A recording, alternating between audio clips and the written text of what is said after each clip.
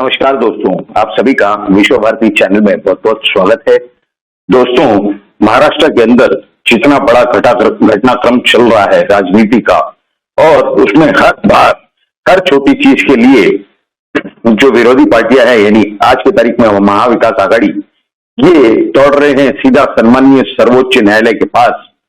वहां पर गुहार लगा रहे हैं कि हमारे साथ नाइंसाफी हो गई।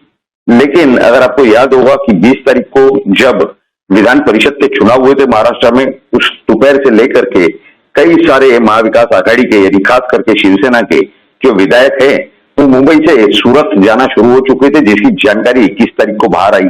ये मालूम हुआ कि लगभग 32 विधायक वहां पर है, और उसके बाद कई और विधायक वहां पहुंचे, और 24 घंटों के अंदर, यानी शायद उसी रात को, ये लोग वहां पर से गुवाहाटी चले गए, यानी आसाम में पहुंचने के बाद वहां पर कई और विधायक उनसे जाके जुड़े, निर्दलीय विधायक भी वहां जाके जुड़े।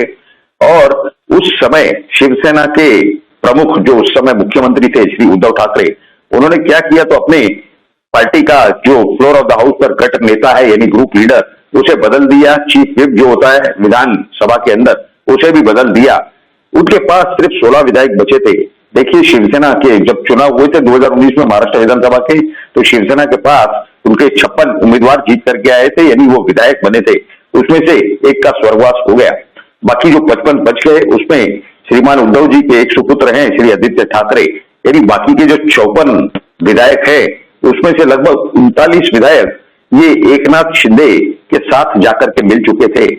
और इसके बाद एकनाथ शिंदे और उनके साथ में 15 विधायकों के खिलाफ डिस्क्वालिफिकेशन की नोटिस जारी कर दी गई थी डेप्यूटी स्पीकर द्वारा।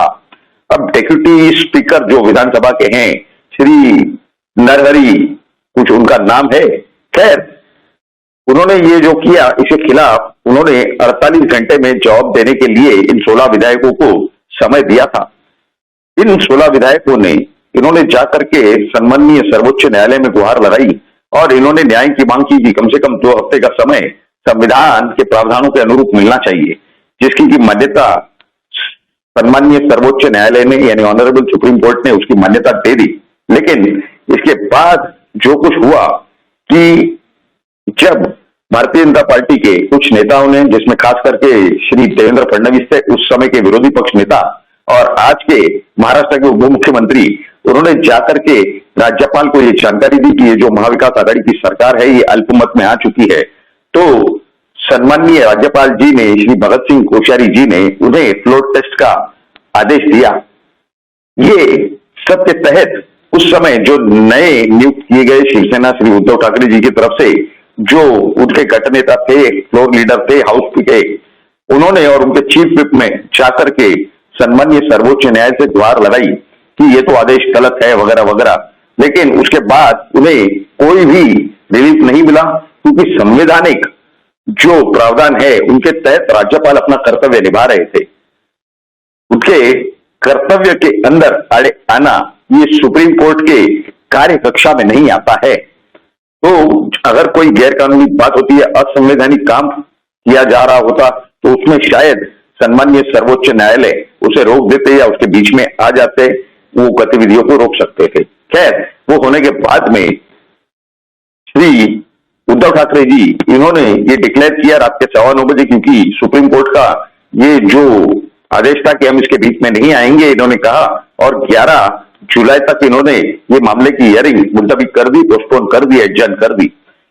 रात को 9 बजे, 9:15 बजे के बीच में जब ये आदेश आया, तो उसी रात को, यानी उसी के 5 मिनट बाद ये सूचनाएं आई कि मुख्यमंत्री श्री उद्धव ठाकरे जी एक फेसबुक लाइव लेने जा रहे हैं। हमें पहले ही पता था कि वो अपना त्याग पत्र राज्यपाल जी के पास सौंप देंगे, तो ये उन्होंने अपने फेसबुक लाइव द्वारा बताया, और उसके बाद वो सम्माननीय राज्यपाल जी के पास चले गए। उन्होंने न सिर्फ अपने मुख्यमंत्री पद का त्याग पत्र दिया, बल्कि उनका ये जो जानकारी उन्होंने दी थी फेसबुक लाइव में, कि उन्होंने जो अपने एमएलसी पद का, यानी member of legislative council, Vidhan Parishad सदस्य के पद का भी उन्होंने त्याग कर दिया है। इसके बाद भारतीय जनता पार्टी और एकनाथ शिंदे, यानी ये भी शिवसेना ही वाले हैं, इन्होंने जाकर के दावा पेश किया, शपथ विधि हुई, और एकनाथ शिंदे जी ये मुख्यमंत्री बन गए, इनकी शपथ विधि हुई, और देवेंद्र फडणवीस, जिनकी सबको उम्मीद थी कि ये महाराष्ट्र के अगले मुख्यमंत्री होंगे, वो उप मुख्यमंत्री का कार्यभार उन्होंने संभाला, उनकी भी शपथ विधि हुई। ऐसे परिस्थिति के अंदर राज्यपाल ने शपथ विधि के बाद इन्हें समय दिया कि ये स्पीकर चुनवा के लाएंगे, इलेक्ट करवाएंगे, क्योंकि स्पीकर जब से नाना पाटोले ने रिजाइन किया था कांग्रेस के लगभग 1.5 साल पहले, उसके बाद कोई स्पीकर की कोई व्यवस्था नहीं की गई थी हाउस में। नरहरि झिरवल जो डिप्टी स्पीकर थे वही पूरा कारभार संभाल रहे थे, जबकि संविधान के अनुरूप वहां पर स्पीकर का होना बहुत जरूरी है। और उसके बाद दूसरे दिन यानी कि आज उनका विश्वास मत प्रस्ताव हाउस में यानी विधानसभा में आना था, वो उसी तरह से पूरी कार्रवाई हुई। कल स्पीकर के लिए भारतीय जनता पार्टी के जो उम्मीदवार थे श्री राहुल जी, वो जीत करके आए, उन्हें 164 मत मिले और उनके खिलाफ 107 मतों का मतदान हुआ। यानी महाविकास आघाड़ी उसमें भी हार गई। स्पीकर भारतीय जनता पार्टी और शिवसेना युति, यानी आप सोचेंगे कि किस तरह से शिवसेना की सरकार बाहर गई और शिवसेना की सरकार दोबारा आ गई। तो राहुल नार्वेकर ये सम्माननीय अध्यक्ष का उन्हें दर्जा प्राप्त हुआ इस चुनाव द्वारा। और उसके बाद आज जब मतदान हुआ सरकार के लिए विश्वास मत प्रस्ताव, तो उसमें भी 164 मत सरकार के पक्ष में शिवसेना और भारतीय जनता पार्टी की मिलीजुली सरकार, जिसमें देवेंद्र फडणवीस उप मुख्यमंत्री हैं और श्री एकनाथ शिंदे ये मुख्यमंत्री हैं। ऐसे परिस्थिति के अंदर सुप्रीम कोर्ट के अंदर 3 मामले अभी फंसे हुए हैं। तीनों मामले क्या है? एक तो जो उस समय उपसभापति यानी डेप्यूटी स्पीकर ने डिस्क्वालिफिकेशन के 16 विधायकों को नोटिस निकाली थी वो, और दूसरा मामला ये था कि जो शिवसेना के उस समय के गठन नेता थे उन्होंने राज्यपाल के निर्णय को चैलेंज किया हुआ था। तो ये सब का आगे क्या होने जा रहा है ये भी हम आपको बताने जा रहे हैं। कानूनी दावपेच जो है संविधान के अंदर रह करके ये सुलझाए जाएंगे। राहुल नार्वेकर जी जो कि विधानसभा के स्पीकर का कार्यभार संभाल चुके हैं, उन्होंने ये डिस्क्वालिफिकेशन का विषय अब खत्म कर दिया है। उन्होंने जो एकनाथ शिंदे यानी शिवसेना के जो गठन नेता है उनको मान्यता दे दी है, और उन्होंने यानी उनके 39 जो विधायक हैं उन्होंने जिस चीफ व्हिप को चुना है उन्हें भी रिकॉग्निशन दे दी है, मान्यता दे दी है। यानी 2/3 जिनके पास विधायक हैं उस पार्टी के, उन्हें मान्यता मिल रही है। बाकी जो 16 लोग हैं जिसमें आदित्य ठाकरे भी शामिल है उन विधायकों में, उनके ऊपर डिस्क्वालिफिकेशन की तलवार लटक रही है।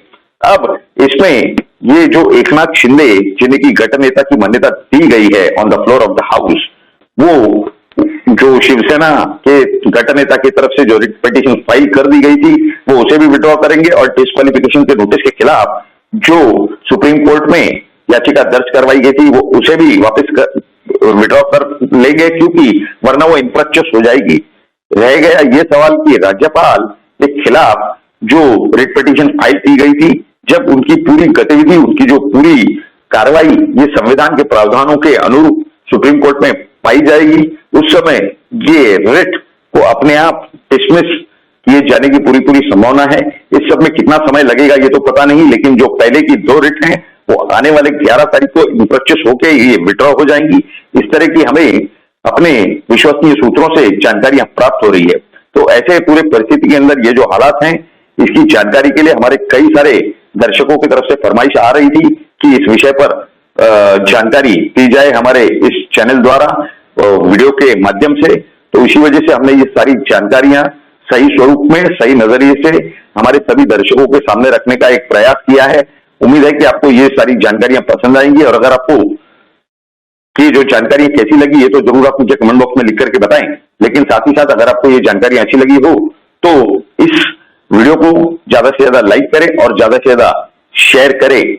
और अगर आप हमारे इस चैनल पर नए हैं, पहली बार हमारा वीडियो देख रहे हैं, तो जल्द से जल्द ये आप ही का विश्व भारती चैनल है, इसे सब्सक्राइब करें। आप सभी लोगों ने इस वीडियो को पूरा अंत तक देखा, इसके लिए आप सभी का बहुत बहुत धन्यवाद। भारत माता की जय। जय हिंद।